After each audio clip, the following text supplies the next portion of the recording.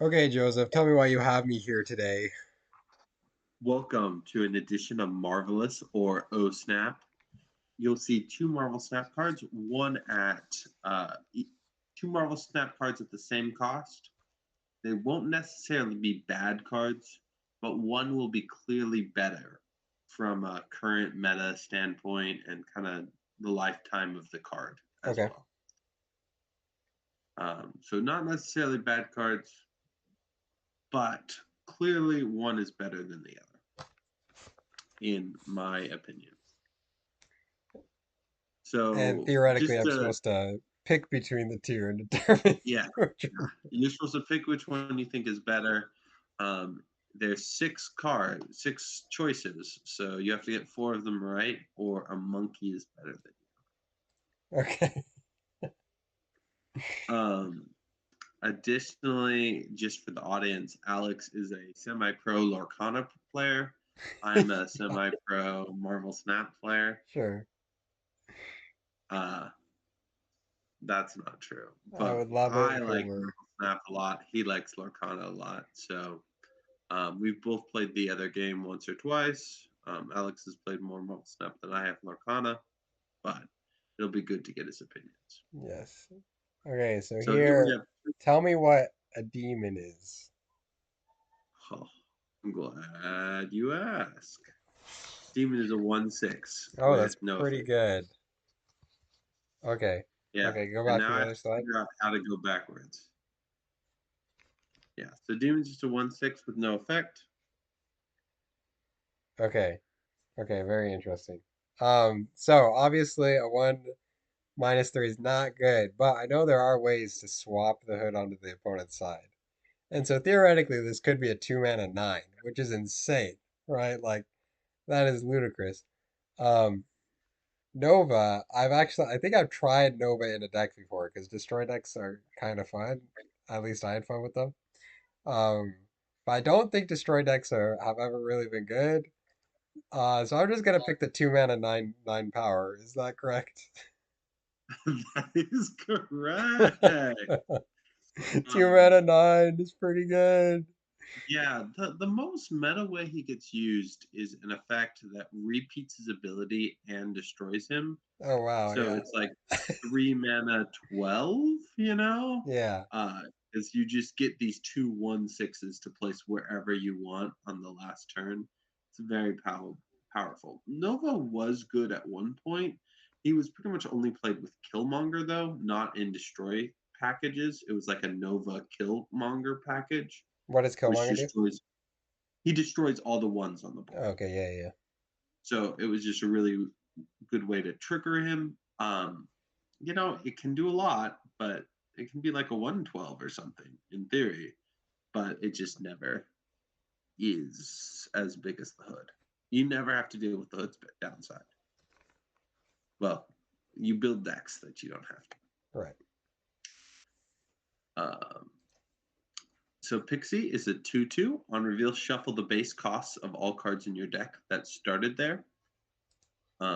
So every card in your deck, every cost that is left of those cards, you shuffle it up. Oh wow. You assign the costs randomly. Okay. Um, you couldn't get the same, right? But you can also get six costs that cost one and one cost that costs six. And Surge is a 2/1 on reveal. Give the top card of your deck -1 cost and +1 power. After you play it, repeat this ability. So top card of your deck has -1 cost, +1 power. If you play that top deck, the top card of your deck has -1 cost, +1 power. And it keeps like a spark, it keeps bouncing It to the keeps top going. card Okay. if you play. Very flavorful. Okay, this one's definitely harder for me because I haven't seen either of these cards before. Before I had a little bit of knowledge with Nova, having already played with the card. But here, I just okay. So Pixie, right? You slap it down, then you're like three six mana cards cost one or something. I don't know. Shuffle the base cost of all cards in your deck. Okay, so not any of the cards in your hand. Yeah, But yeah. If it was cards in your hand, you play it on turn two, so it'll affect like four cards. Mm-hmm. that you'll draw. Um, but I mean, Surge just seems like almost a more consistent, better version of that because it allows you to play like a better curve effectively, frequently, I think. Um, yeah, because you get to just play that card for cheaper, and then the next card you draw, you get to play for cheaper, and that just feels pretty powerful to me.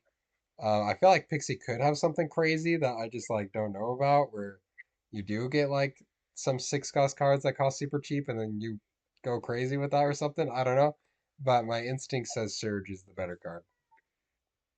Your instincts would be right Oh, again. whew, Correct.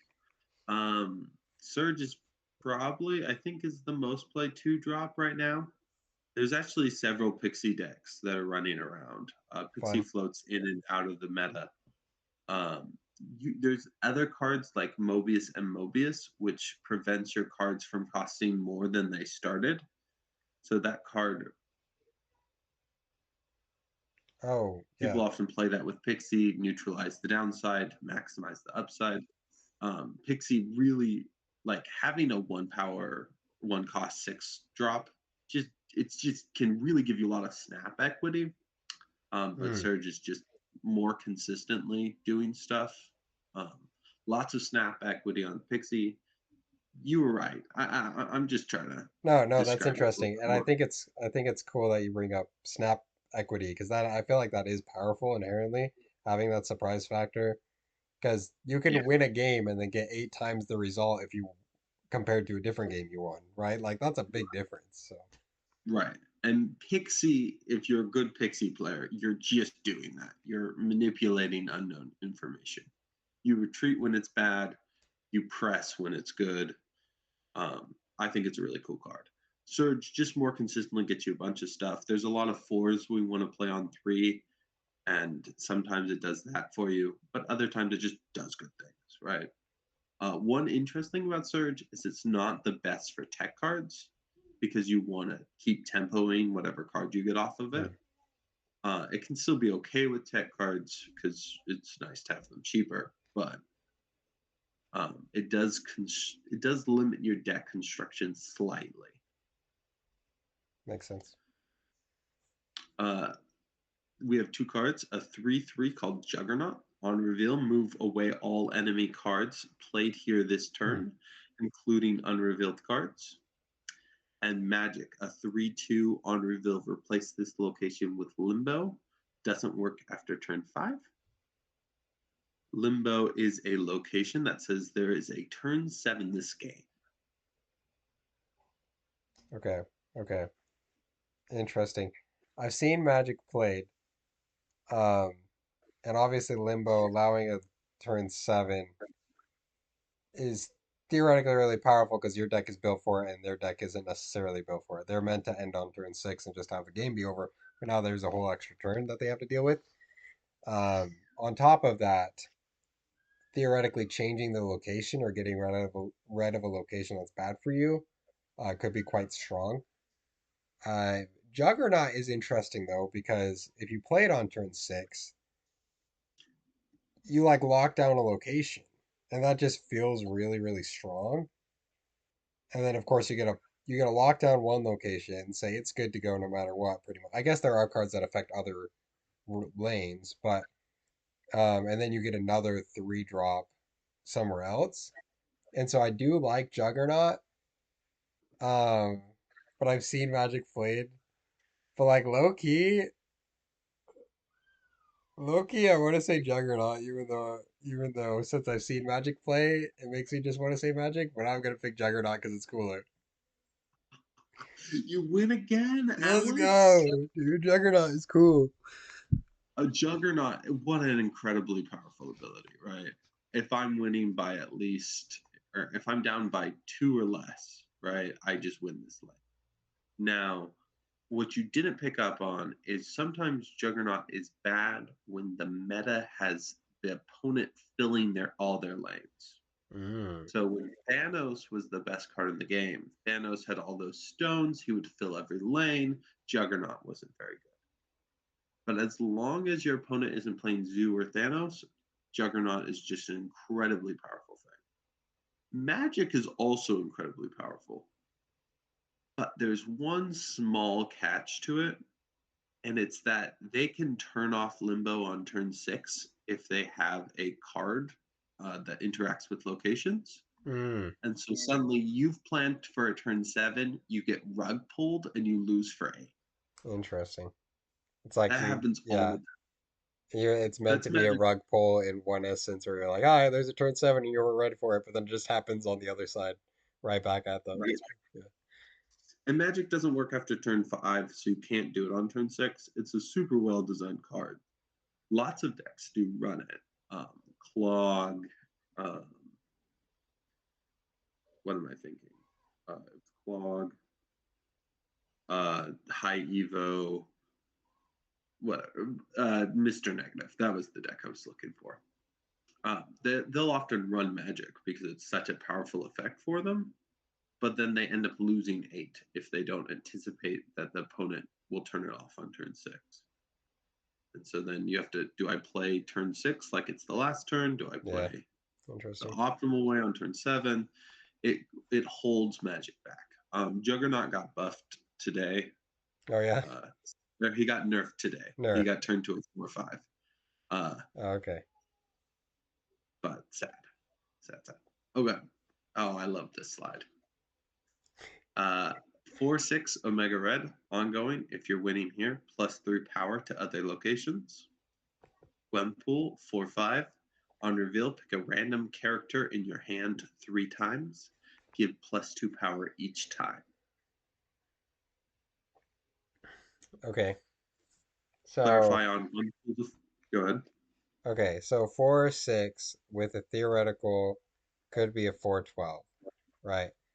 Um, but if you're winning there already, like how good is 6 of the power? I almost feel like obviously just because you're winning a location doesn't mean that you're super locked in to win that location. Um, And that's an ongoing effect, right? So it's right, just, are we winning at the end of the game? right. And so it could just swap out at the end too, which would be very awkward. But 4/12 is obviously a very good stat line. Uh, in a similar essence, we have a 4/11 effectively if you play all three characters. I And just a clarification on Gwenpool's power, it can hit the same character. Each choice is completely random through your it whole. can. Yeah, it can. Okay, okay. Because I feel like with Gwenpool,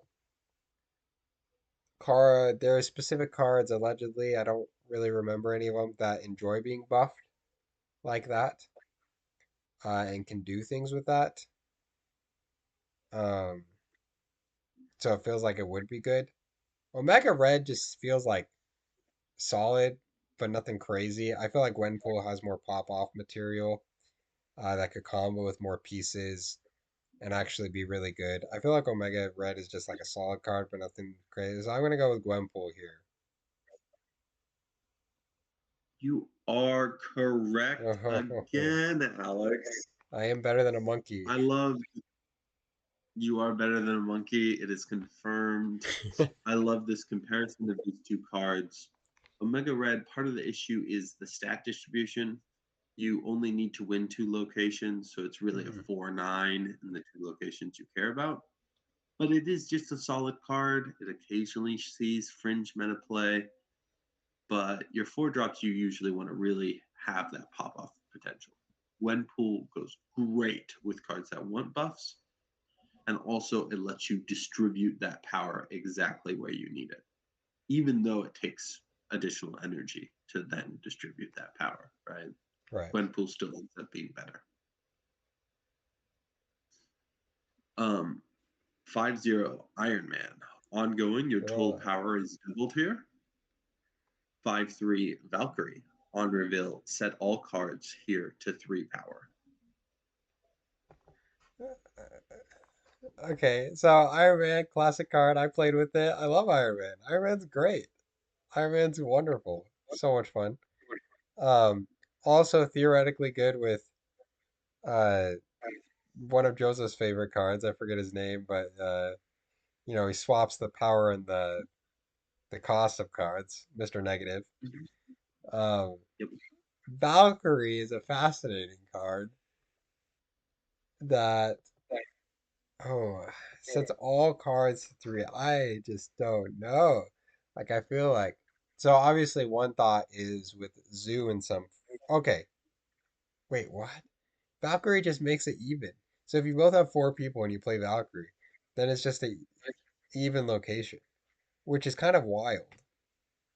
Yeah. Um, So if you both have three, but also I probably shouldn't give you hints, but ongoing effects still will be happening, right? right, So if you Valkyrie your Iron Man's now 5/6 and it's buffling everything else, right? right, right. And of course, it's on reveal, so if they don't have a max board, then it won't just even the playing field. I feel like in its best case scenario, you take one of their best lanes and then you just neutralize it completely for 5 mana. And you just say, nope, it's just as good as my nothing burger that I had cooking up over in this corner, which feels very good. Um, Iron Man just always feels like it's good. Uh, your power is doubled here. So, like, theoretically, if you have even 12 more, man, then it's a 5/12. Man, this is a tough pick. I feel like this is definitely the toughest one that we've had. I have no idea. I have no idea. Um, man, I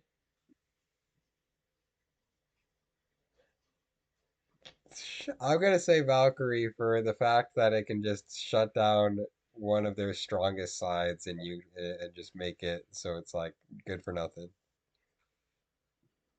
And you get your first miss of the day. No. Ooh. Valkyrie used to see some play, but is probably the worst card I've shown you today. Dang it. The problem with Valkyrie is you need to play it on turn 6, right? Yeah, And it costs 5. So you've got 1 energy left. Plus, in order to make you win that lane that you're Valkyrie in, whatever, you need to have additional investment. right. It doesn't just win it by itself. So you need to have played an Ant Man and two other ones or something to fill that, right? Then you Valkyrie without priority. You win the lane. It's an amazing flip. It really can do amazing things. It just costs too much to do it because you're doing it for 5. You can't play it on turn 5. What else are you doing with your turn 6, Yeah, right? yeah, Um, Iron Man, he's just done incredible things for the whole game. He goes in as just a solid power piece in a bunch of different decks. Mr. Negative, he makes Mr. Negative live. Um, he does a bunch of good stuff. He goes in ongoing decks. Yeah, he's great. He says double.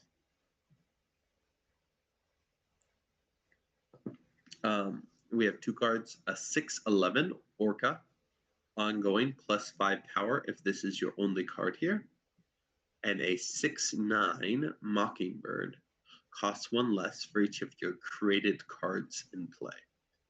A created card would be something like the Hood or the demon that we saw created by the Hood. okay, okay. So I remember playing with the weaker or the smaller version of Orca. I forget if it was I think there's a couple of them. And I forget if mine was the 4 or the 5 cost, but the same idea. Where if it's the only Yeah, card there, Namor probably 4/6 yeah, +4 if it's the yeah. And like on paper, I love the idea of it, where it's just like you get a focus on 2 lanes throughout the entire game, and then at the end you can just be like, but actually, I'm really strong in this other lane too. But I feel like as you referenced in the other, I forget which card, the 4 mana 5 cost, where if you're winning that lane, you get +3 in the other two. Where it's almost like you don't care about all 3 lanes. You only care about two of them. And so splitting up your power like that and being like, I mean, it could swap, it could be perform a good swap for you, right? Just coming out of nowhere. Uh, but I think Mockingbird, and I mean, I haven't even talked about Mockingbird here. I just talked about how I don't think Orca's quite all that. But Mockingbird, I feel like theoretically has a lot of potential. I don't know how many cards. I mean, in a couple of our videos, we've talked about some cards I've created, right? Like Hawk Girl or whatever her name is. She creates a card. Obviously, the one card we talked about earlier creates a card. I feel like theoretically there are quite a few of these that do generate cards, which would make Mockingbird quite strong. Um, and so that on top of me not thinking that Orca is all that, I'm going to say Mockingbird's the better card. Um, sixes and fives have really been struggling recently in Marvel Snap. A lot of decks play like threes and twos, and then they'll try to surge their fours to make them threes. So you're doing two interesting and powerful things on the final turn. So there's not as many good sixes recently. That being said, Mockingbird is one of the best, and Orca is the worst card I've shown you today. Oh yeah. Uh, there was a point when people coped into what they called surprise Orca, where you just slap that guy down on the last turn, you sneak it into a deck where he's not supposed to be. The problem is 16 is not enough to win a lane in Marble Snap. Our lanes are usually one above 20, 22, 23. If Orca said he got to those numbers, he could win a lane, right? But he doesn't. So he just doesn't get high enough. That's his only job. So he's done.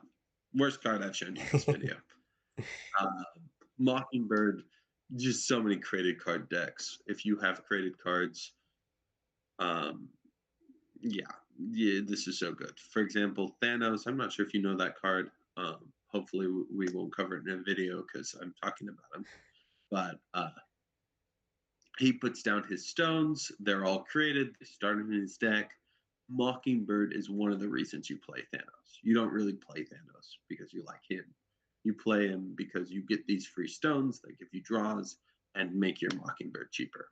Hmm. A last turn, if you have a 1/9, that goes right along with all those, do those multiple cheap things in multiple interesting ways. Mockingbird is great. Yeah, Well, you got 5 out of 6 it's right. not I bad. thought this was going to be harder than it was. I thought you did great. I thought you did great. Is there anything you learned about Marvel Snap? Probably. I mean, yeah, I think right, reminding myself of board equity where you only or snap equity, which I think is a very thing, and then you only care about 2 lanes, right? That I feel like that's an important thing that I kind of is good to remember. Um, yeah, no, it was interesting. Mhm. Thanks for watching. This has been your first and best episode of Marvelous or Oh Snap.